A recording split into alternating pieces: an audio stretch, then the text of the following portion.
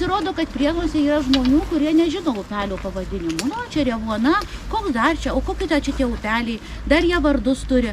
Ir man atrodo, tas vardas, jisai yra nepaprastai svarbus, ne tik tai žmogui, bet jisai ir mūsų visai esybei, mūsų tautai, mūsų kalbai, kur mes didžiuojame savo tos kalbos senumu, indoeuropiečių, kaip jinai atsirado ta kalba, kas sugalvojo, kad ta mūsų kalba seniausia.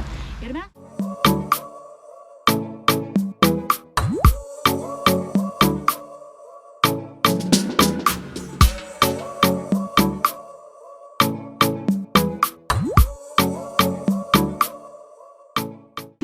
Tūkstantis 1997 metais parke vyko tarptautinis drožėjų simpoziumas.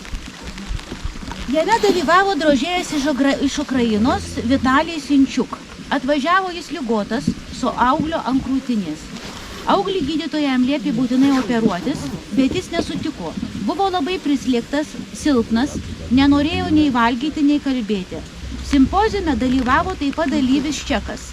Jis pastebėjo šalia šaltinio augančią šaltininę Veroniką ir nusprendė, kad šio šaltinio vanduo turi būti gydantis.